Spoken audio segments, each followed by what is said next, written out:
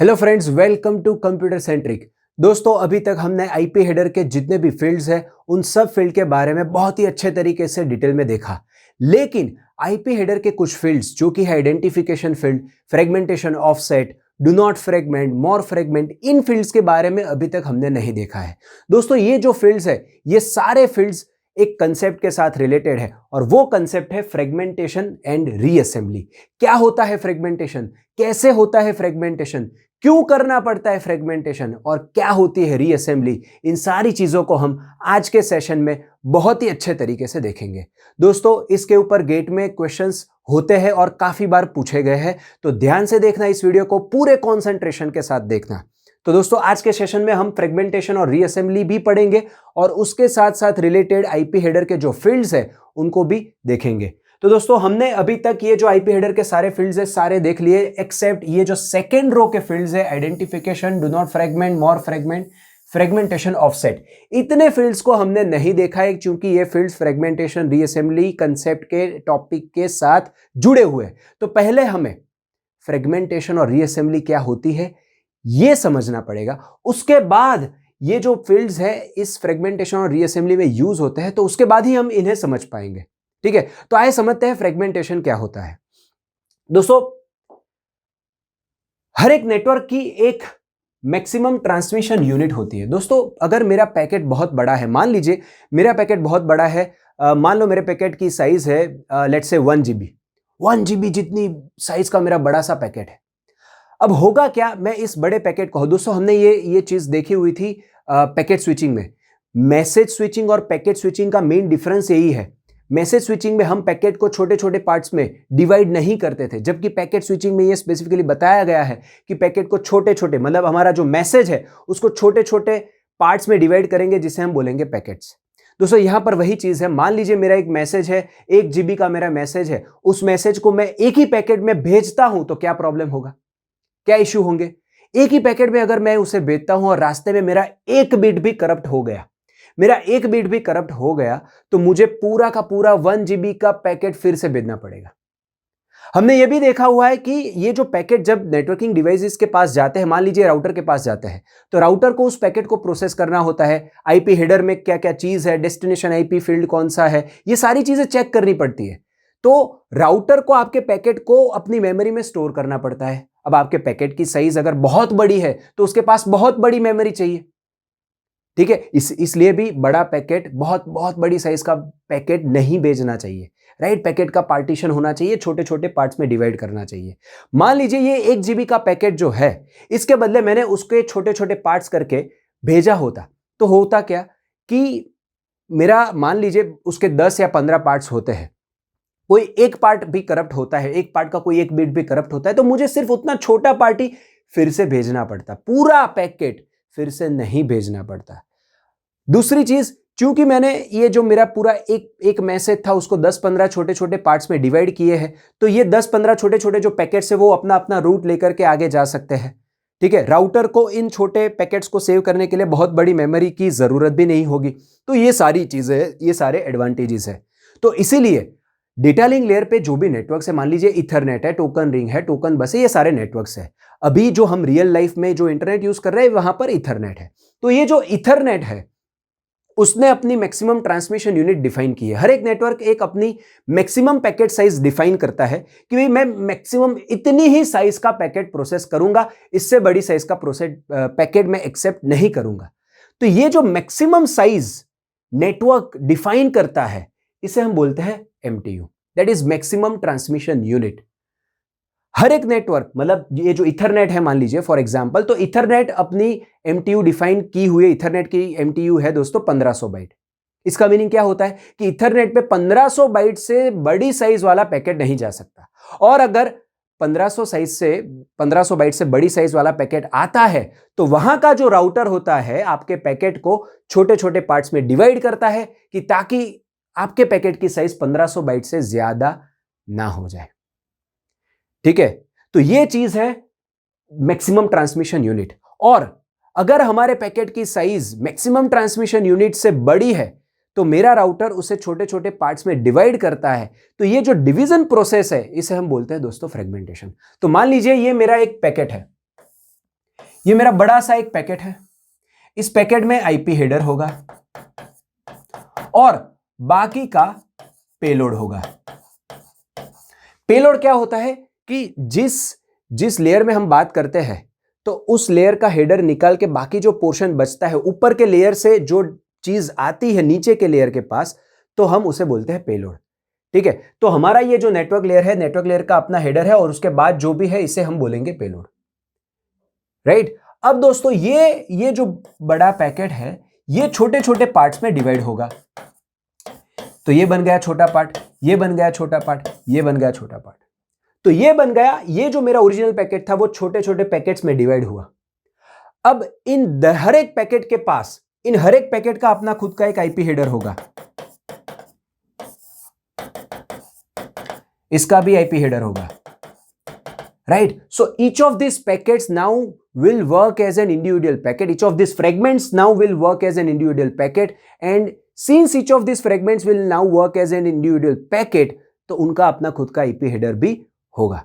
Right. तो ये जो आईपी हेडर के फील्ड्स हैं वो कुछ फील्ड्स यहां से कॉपी होते हैं। कौन से फील्ड्स कॉपी होते हैं, कौन से नहीं होते, ये हम देखेंगे बाद में।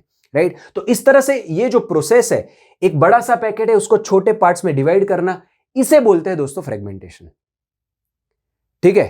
और ये फ्रेगमेंटेशन कौन करता है? ये फ्रेगमेंटेशन या तो सोर्स करता है जिसने ये मैसेज जनरेट किया है, पहले से ही वो डिवाइड करके छोटे छोटे फ्रेगमेंट्स बनाकर ही भेजता है, या तो ये फ्रेगमेंटेशन राउटर करता है। जिस राउटर के पास ये बड़ा वाला पैकेट आया है, राइट, वो राउटर फिर उसे छोटे छोटे पार्ट्स में डिवाइड करेगा। सो दोस्तों, the process of dividing a big packet into small fragments is called fragmentation, and this small fragments now will work as an individual packet, and since they will work as an individual packet, उन सबके अपने अपने IP header होने चाहिए। और fragmentation कौन करता है? सोर्स करता है या तो राउटर करता है। अब दोस्तों, ये जो मेरा ओरिजिनल पैकेट था छोटे छोटे पार्ट्स में डिवाइड हो गया, अब उसे कंबाइन भी तो करना पड़ेगा। ठीक है। तो ये जो छोटे छोटे पार्ट्स में पैकेट डिवाइड हुआ है, उनको कंबाइन करके जो ओरिजिनल पैकेट फिर से बनेगा, इन छोटे पार्ट्स को कंबाइन करके ओरिजिनल पैकेट जो फिर से बनेगा, तो इस प्रोसेस को बोलते हैं दोस्तों रीअसेंबली। छोटे छोटे पार्ट्स को, ये मतलब इन फ्रेगमेंट्स को कंबाइन करके ओरिजिनल फ्रेगमेंट बनाते हैं, इस प्रोसेस को बोलते हैं दोस्तों रीअसेंबली। और ये रीअसेंबली अल्टीमेट रिसीवर ही करता है, अल्टीमेट डेस्टिनेशन ही करता है। फिर से, फ्रेगमेंटेशन सोर्स करता है या तो राउटर करता है, लेकिन रीअसेंबली कोई राउटर नहीं करेगा। रीअसेंबली कोई राउटर नहीं करेगा, क्योंकि आप समझिए एक बड़ा सा पैकेट है, वो छोटे छोटे फ्रेगमेंट्स में डिवाइड हुआ है। अब वो फ्रेगमेंट्स अपना अपना पाथ लेकर के कहीं से भी जाएंगे, राइट। तो अच्छा, वो जो सारे फ्रेगमेंट्स है वो अल्टीमेटली हमारा जो ओरिजिनल डेस्टिनेशन था वहां पर पहुंचेंगे और वही रीअसेंबली करेगा।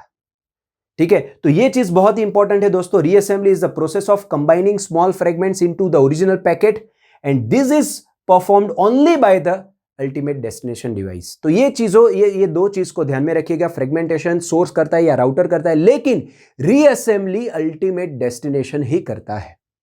तो दोस्तों, आशा रखता हूं आपको ये फ्रेगमेंटेशन प्रोसेस, ये जो यहां से हम डिवाइड करते हैं इसे बोलते हैं फ्रेगमेंटेशन, और इनको कंबाइन करते हैं इसे बोलते हैं रीअसेंबली। तो फ्रेगमेंटेशन, रीअसेंबली और एमटीयू, इन तीनों के बारे में समझ में आ गया होगा। ठीक है। अब फ्रेगमेंटेशन होता है, ठीक है, और ये जो रीअसेंबली होती है, इस प्रोसेस को प्रॉपर वे में करने के लिए हम आईपी हेडर के कुछ फील्ड्स का यूज करते हैं, और वो फील्ड्स है दोस्तों identification field, fragmentation offset field, do not fragment, more fragment. इतने फील्ड्स का हम यूज करते हैं। तो आइए दोस्तों देखते हैं सबसे पहले ये आइडेंटिफिकेशन फील्ड क्या है, इसका पर्पस क्या है, और ये कैसे हेल्पफुल है इन फ्रेगमेंटेशन एंड रीअसेंबली प्रोसेस। ठीक है। तो आइडेंटिफिकेशन फील्ड, दोस्तों ये जो फील्ड है identification field is of 16 bits. हमने देखा आईपी हेडर में 16 बिट का ये आइडेंटिफिकेशन फील्ड होता है। Now for the first packet a random number is generated. हमारा जो पैकेट होता है, मतलब हम जो किसी सोर्स, हम सोर्स है, हम किसी डेस्टिनेशन के साथ बात करना चाहते हैं, तो जो पहला पैकेट होगा उसके लिए एक रैंडम नंबर जनरेट होगा 16 बिट का। ठीक है। Then for the rest of the packets that random number will be incremented by 1। ठीक है, मतलब पहले पैकेट के लिए 16 बिट का एक रैंडम नंबर जनरेट होगा और फिर उसके जितने भी सबसिक्वेंट पैकेट्स है उन सभी के लिए वो रैंडम नंबर एक एक एक एक इंक्रीमेंट होगा। मान लीजिए मैं एग्जांपल के साथ समझाता हूं। मान लीजिए दोस्तों हम सोर्स है और हम ये 3 पैकेट को भेजना चाहते हैं।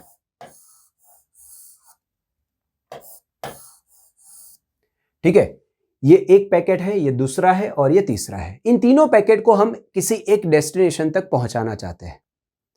ठीक है, तो सबसे पहला जो मेरा पैकेट है उसमें 16 बिट का एक रैंडम नंबर जनरेट होगा। मान लीजिए वो रैंडम नंबर है लेट्स से 39A2। ये रैंडम नंबर है 39A2। दोस्तों मैंने यहां पर इस रैंडम नंबर को, ये जो आइडेंटिफिकेशन फील्ड का जो नंबर है, इसको मैंने यहां पर हेक्साडेसिमल फॉर्म में लिखा है। ठीक है, मतलब हर एक डिजिट 4 बिट का है। मतलब ये 3 है 4 बिट का, that is 0011। This 9 is nothing but 1001। This A is nothing but 10, right? So it is 1010 and this 2 is 0010। ठीक है, तो ये 16 बिट का मेरा आइडेंटिफिकेशन फील्ड है इस पैकेट का। ठीक है, अब मेरा जो नेक्स्ट पैकेट होगा उसमें आइडेंटिफिकेशन फील्ड की वैल्यू होगी 39A3। नेक्स्ट पैकेट है, इसमें आइडेंटिफिकेशन फील्ड की वैल्यू होगी 39A4। तो इतनी चीज समझ में आ गई। पहले पैकेट के लिए एक रैंडम नंबर जनरेट होता है, उसके बाद वाले जितने भी पैकेट्स हैं उसी डेस्टिनेशन को भेजने वाले, हम जो भेजना चाहते हैं उन सभी में एक एक आइडेंटिफिकेशन फील्ड की वैल्यू इंक्रीमेंट होगी। ठीक है, अब आए समझते हैं इसका यूज कैसे होता है, कहां पर होता है फ्रेगमेंटेशन और रीअसेंबली प्रोसेस में। अब मान लीजिए दोस्तों ये जो पैकेट है मेरा ओरिजिनल पैकेट है, इसकी साइज है 4000 बाइट्स, मतलब ये 4000 बाइट का मेरा पैकेट है। ठीक है, ये पैकेट भी 4000 बाइट का है और ये पैकेट भी 4000 बाइट का। तीनों पैकेट है मान लीजिए 4000 बाइट के। ठीक है, अब हमारी MTU है 1500 बाइट की, हमारी मैक्सिमम ट्रांसमिशन यूनिट है 1500 बाइट की। ठीक है, अब ये जो 4000 बाइट का मेरा पैकेट है इसमें 20 बाइट का मेरा आईपी हेडर है, यहां पर मेरा आईपी हेडर है और यहां पर मेरा है पेलोड। ठीक है, मैं इस पैकेट को थोड़ा बड़ा करके आपको दिखाता हूं ताकि आपको अच्छे से समझ में आए। तो इस पैकेट को मैं यहां पर फिर से ड्रॉ करता हूं बड़ी साइज में, राइट। तो ये है मेरा बड़ा सा एक पैकेट, यहां पर है उसका आईपी हेडर और यहां पर है इसका पेलोड। ठीक है, ये आईपी हेडर है मान लीजिए 20 बाइट का, ये आईपी हेडर है 20 बाइट का। टोटल मेरे पैकेट की साइज थी 4000 बाइट्स, तो बाकी कितने बाइट्स बचे पेलोड में? तो पेलोड में बचे बाकी 3980 बाइट्स। ठीक है, तो मेरे पेलोड में 3980 बाइट्स बचे। 20 बाइट का मेरा आईपी हेडर, टोटल मेरा 4000 बाइट का ओरिजिनल पैकेट था। अब ये पैकेट मान लीजिए किसी एक राउटर के पास जाता है कि जिसकी नेटवर्क की MTU है 1500 बाइट। अब दोस्तों ये जो 1500 बाइट है ये किस तरह से डिफाइन की गई है? मेरा पूरा पैकेट जो बनता है वो 1500 बाइट का होना चाहिए। अब हमने देखा है कि पैकेट जो छोटे फ्रेगमेंट में डिवाइड होता है उस छोटे फ्रेगमेंट में भी आईपी हेडर होता है, उस छोटे फ्रेगमेंट में भी आईपी हेडर होता है। तो टोटल साइज मेरी 1500 बाइट होनी चाहिए, ये मेरी टोटल साइज 1500 बाइट होनी चाहिए। ठीक है, अब इसमें एक पोर्शन है आईपी हेडर, ये हो गया 20 बाइट का। तो बाकी का मेरा जो डेटा है, पेलोड का जो डेटा है, वो कितना हम मैक्सिमम ऐड कर पाएंगे? हम मैक्सिमम 1480 का डेटा यहां पर ऐड कर पाएंगे। कितना? 1480 बाइट, मैक्सिमम 1480 बाइट जितना डेटा हम यहां पर ऐड कर पाएंगे। ठीक है, तो दोस्तों अगर मैं क्वेश्चन पूछूं आपको कि ये जो मेरा पैकेट है इसके कितने फ्रेगमेंट्स बनेंगे, ठीक है, तो आपको क्या करना है? आपको ये चीज, इस तरह का क्वेश्चन काफी बार गेट में पूछा जाता है। आपको क्या करना है? आपको पहले तो आईपी हेडर की साइज ढूंढनी है कि आईपी हेडर की साइज कितनी दी गई है। यहां पर 20 बाइट दी गई है, तो आपका पेलोड कितनी साइज का हुआ? आपका पेलोड हुआ 3980 साइज का। फिर आपको देखना है MTU क्या दी गई है, 1500 बाइट दी गई है। अब 1500 बाइट में से 20 बाइट का हेडर हटा दे तो 1480 बाइट मैं एक फ्रेगमेंट में डाल सकता हूं मैक्सिमम। ठीक है, तो मैं यहां पर इसका मान लीजिए पहला फ्रेगमेंट बनता है, इसका पहला फ्रेगमेंट बनता है, उसमें मैं 1480 बाइट डालूंगा और 20 बाइट का मेरा IP हेडर होगा और ये होगा पेलोड, ये 20 बाइट और यहां पर गए 1480 बाइट। ठीक है, अब ये 1480 बाइट को अगर मैं नंबरिंग कर दूं ताकि आपका काम इजी हो जाए, ये जो 3980 बाइट है इसका अगर मैं नंबरिंग करूं तो वो कहां से कहां तक होंगे, वो होंगे 0 से लेकर के 3979 तक के होंगे। ठीक है, मैं हर एक बाइट को एक नंबर देता हूं। मान लीजिए आपको समझाने के लिए ये चीज इजी करने के लिए मैं क्या कर रहा हूं, हर एक बाइट को एक नंबर दे रहा हूं। तो टोटल 3980 बाइट है, मैं पहले बाइट को 0 नंबर दे रहा हूं तो लास्ट बाइट का नंबर होगा 3979। ठीक है, चलिए तो अब पहले 1480 बाइट यहां पर जाएंगे, पहले 1480 बाइट यहां पर जाएंगे तो यहां पर 0 से लेकर के 1479 बाइट्स यहां पर जाएंगे। ठीक है, अब मेरा दूसरा फ्रेगमेंट बनेगा, उसमें भी क्या होगा दोस्तों, ये होगा मेरा IP हेडर जो कि 20 बाइट का और यहां पर भी 1480 बाइट का मेरा दूसरा डेटा जाएगा। अब यहां पर कौन से 1480 जाएंगे, 0 से 1479 वाले यहां पर चले गए तो यहां पर 1480 से लेकर के और 1480 मतलब 2959 तक के बाइट्स यहां पर जाएंगे, क्योंकि 1480 प्लस 1480 दैट इज 2960, राइट। तो 2959 तक के बाइट्स यहां पर जाएंगे। ठीक है, अब तीसरा फ्रेगमेंट मेरा बनेगा और तीसरे फ्रेगमेंट में भी मेरा IP हेडर होगा जिसमें 20 बाइट्स होंगे। अब आप देखिए दोस्तों, टोटल 3980 का आपका पैकेट था, 1480 यहां चले गए, 1480 यहां चले गए, मतलब 3980 में से 2960 बाइट्स चले गए तो बचे कितने, 1020 जितने बाइट्स बचे। तो बाकी के जो लास्ट 1020 बाइट्स है वो यहां पर जाएंगे। ठीक है, तो मैं यहां पर नंबर लिखता हूं 2960 से लेकर के 3979 तक के बाइट्स यहां पर जाएंगे और इसकी लेंथ होगी 1020 बाइट। तो दोस्तों इस तरह से फ्रेगमेंटेशन होगा। फिर से मैं समझाता हूं आपको करना क्या है।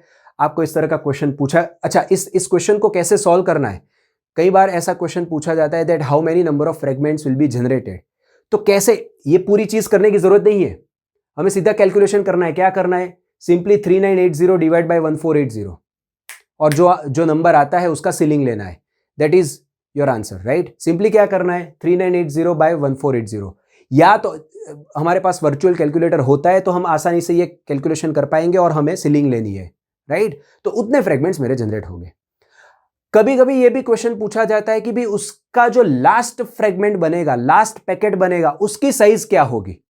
तो उसके लिए आपको ये कैलकुलेशन करना पड़ेगा। भाई पहले यहां पर 1480 गए, दूसरे 1480 यहां गए, अब यहां पर 1020 गए, यहां पर 1020 बाइट मेरे पेलोड के गए और 20 बाइट का मेरा IP हेडर, तो मेरे लास्ट पैकेट की साइज होगी 1040। ठीक है दोस्तों, इसके डिटेल में काफी सारे अलग अलग वेराइटीज के क्वेश्चन करेंगे। उस वक्त हम देखेंगे कि किस तरह से क्वेश्चन को जल्दी सॉल्व करना है, क्या मेथड अपनानी है, कैसे हमारा आंसर जल्दी आएगा, ये सारी चीजें हम वहां पर देखेंगे। यहां पर कंसेप्ट को समझते हैं, ठीक है, यहां पर हम कंसेप्ट को समझते हैं। चलिए, तो इस तरह से फ्रेगमेंटेशन होगा, आपको समझ में आ गया होगा, right. Are you all with me, okay, yeah. चलिए अब क्या करना है, अब दोस्तों होगा क्या, आइडेंटिफिकेशन फील्ड के बारे में हम समझ रहे हैं, राइट। ये जो मेरा ओरिजिनल पैकेट था, उसका आइडेंटिफिकेशन नंबर था 3982। मेरे ओरिजिनल पैकेट के IP हेडर के आइडेंटिफिकेशन फील्ड की वैल्यू थी 3982। तो वही वैल्यू मेरे उसके जितने भी फ्रेगमेंट्स बने हैं उनमें कॉपी होगी।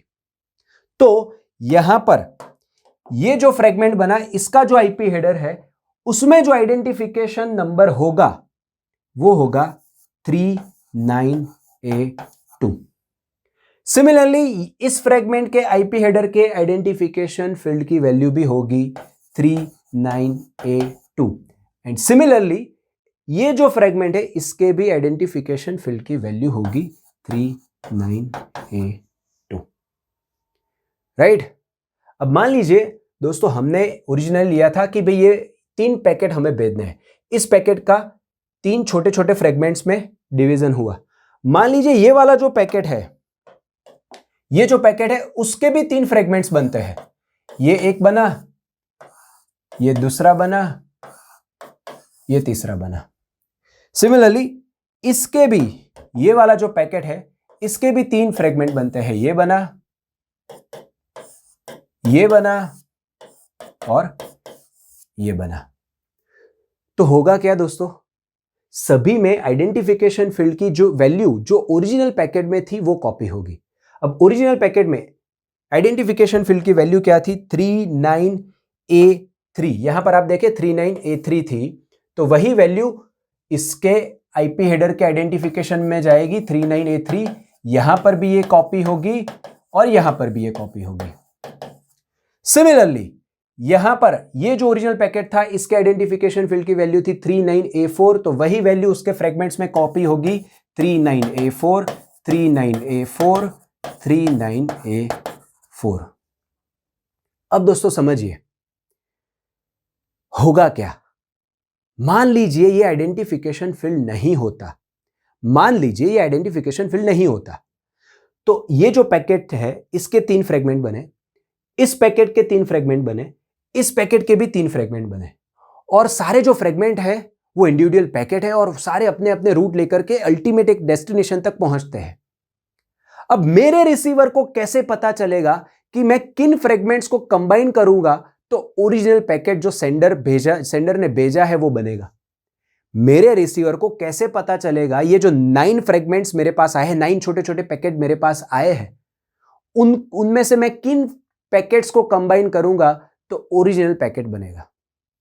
नहीं समझ में आएगा, राइट। मेरा रिसीवर मान लीजिए ये करता कि भाई इन दोनों, इसको कंबाइन करता, इसको और इसको करता, या तो फिर ये 1 2 3 4 5 इसको कंबाइन कर देता, उसे कुछ नॉलेज नहीं होता कि 9 में से मुझे किनको कंबाइन करना है। ये नॉलेज देने के लिए आइडेंटिफिकेशन फील्ड का यूज करते हैं दोस्तों। आइडेंटिफिकेशन फील्ड हमारे रिसीवर को बताता है कि तुझे कौन कौन से फ्रेगमेंट्स को कंबाइन करना है। कौन से फ्रेगमेंट को कंबाइन करेगा मेरा रिसीवर, जिन फ्रेगमेंट्स के, मतलब जिन पैकेट के, जिन छोटे छोटे पैकेट्स के आइडेंटिफिकेशन फील्ड की वैल्यू सेम होगी उनको वो कंबाइन करेगा। सिंपल। तो ये पैकेट आया पहले, फिर ये आया, फिर ये आया, फिर ये आया, कोई भी पैकेट चाहे किसी भी ऑर्डर में आए, मेरा रिसीवर जिन पैकेट के आइडेंटिफिकेशन फील्ड की वैल्यू सेम होगी उन्हें कंबाइन करेगा। तो चूंकि यहां पर ये जो ओरिजिनल पैकेट था इसके 3 फ्रेगमेंट के आइडेंटिफिकेशन फील्ड की वैल्यू 39A2 है, तो मेरे रिसीवर को समझ में आएगा भाई मैं इन 3 को कंबाइन करूंगा तो ओरिजिनल पैकेट बनेगा, इन 3 को कंबाइन करूंगा 39A3 वालों को तो ओरिजिनल पैकेट बनेगा, ये 39A4 वाले 3 को कंबाइन करूंगा तो ओरिजिनल पैकेट बनेगा। तो आप समझिए आइडेंटिफिकेशन। अब समझ में आ रहा है इसका नाम आइडेंटिफिकेशन क्यों है, क्योंकि रिसीवर आइडेंटिफाई कर पा रहा है कि मुझे किन फ्रेगमेंट्स को कंबाइन करके ओरिजिनल पैकेट वापस बनाना है।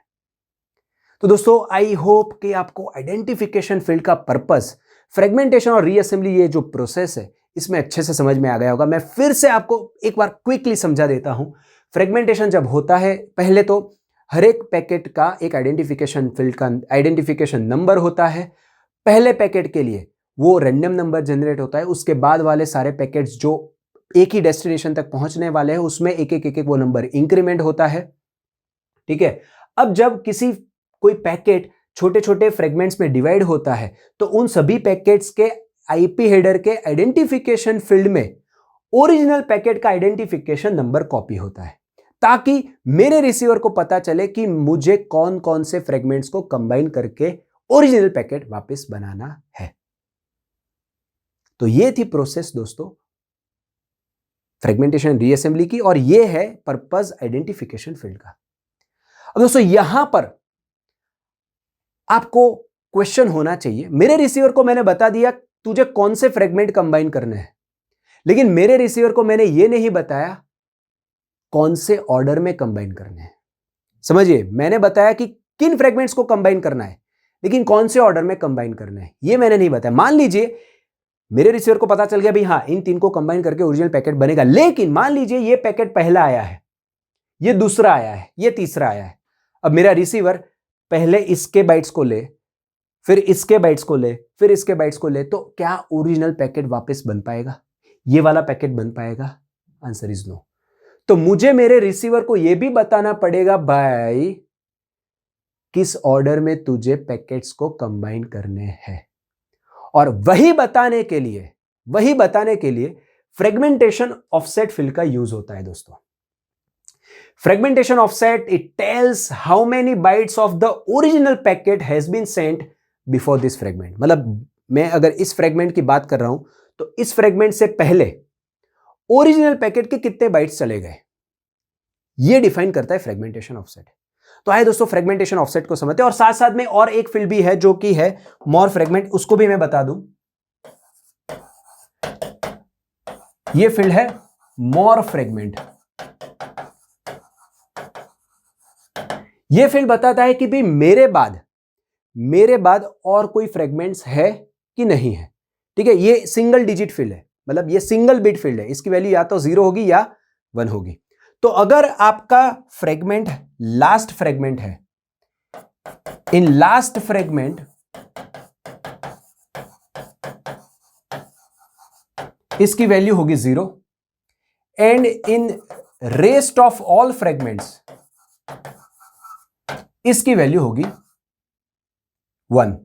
ठीक है, लास्ट फ्रेगमेंट में इसकी वैल्यू होगी 0 और बाकी के जितने भी मेरे पैकेट्स होंगे, मेरे फ्रेगमेंट्स होंगे, उन सभी में इस मोर फ्रेगमेंट फील्ड की वैल्यू होगी 1। इसका मीनिंग क्या है कि भाई ये बताता है, मतलब मैं अगर लास्ट फ्रेगमेंट नहीं हूं तो मेरे में इसकी वैल्यू 1 है, तो ये बताता है भी मेरे बाद और भी फ्रेगमेंट्स हैं। और मैं अगर लास्ट फ्रेगमेंट हूं तो मेरे में ये वैल्यू 0 होगी, वो बताता है भी मैं लास्ट फ्रेगमेंट हूं, मेरे बाद और कोई फ्रेगमेंट नहीं है। ठीक है,